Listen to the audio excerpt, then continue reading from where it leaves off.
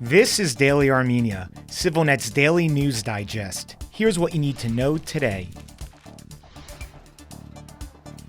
Azerbaijan's foreign ministry lashed out today at Western powers over talks planned for next week between Armenian Prime Minister Nikol Pashinyan, U.S. Secretary of State Antony Blinken, and European Commission President Ursula von der Leyen aimed at assisting Armenia. In a statement, Azerbaijan's diplomatic service claimed the meeting will have military components to it and will create new dividing lines and so-called spheres of influence in the region. In addition, the foreign ministry reiterated its displeasure with the European Union's monitoring mission in Armenia, which it says now resembles a de facto NATO mission.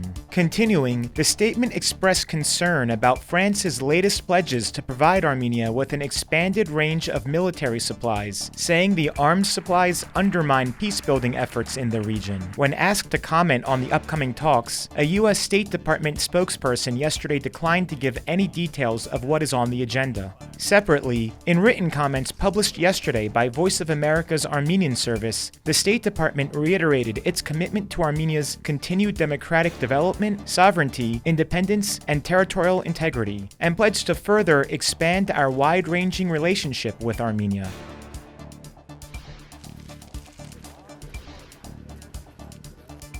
France's ambassador to Armenia said yesterday that Azerbaijan is violating the right of Armenians from Nagorno-Karabakh to return to their homes. Their right of return, recognized by the International Court of Justice, is being violated, Olivier Dicoudnier wrote on X. The ambassador tweeted his statement alongside a photo of a road sign just outside the border village of Sotk in Armenia's eastern Gekhargunik region, which included the distances on the now closed road to various cities and towns in Nagorno-Karabakh. Dicoudnier was in Gekhargunik leading a delegation of French lawmakers to visit the EU border mission's forward operating base there. In its own post on X, the mission said monitors briefed the lawmakers on the latest security developments around the nearby Sotk gold mine. It is Armenia's largest gold mine, though operations have been suspended since last June due to repeated Azerbaijani shelling. The Russian-owned mine straddles the border and a large portion of it came under Azerbaijani control after the 2020 war.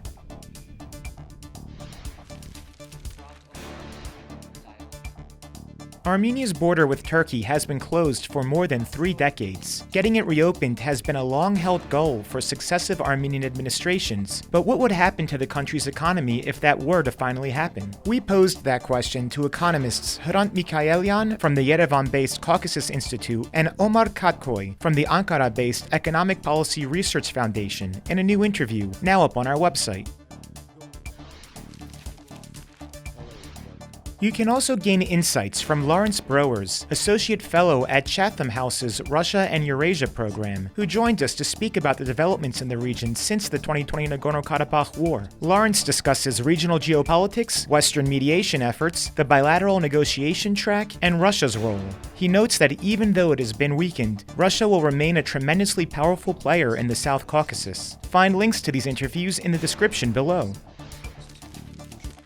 And finally, the CivilNet number of the day is 5,151. That's the number of total reservists scheduled to take part in training camps over the summer. Such trainings are routinely held to improve the reservists' military capabilities, professional training, education, and combat skills.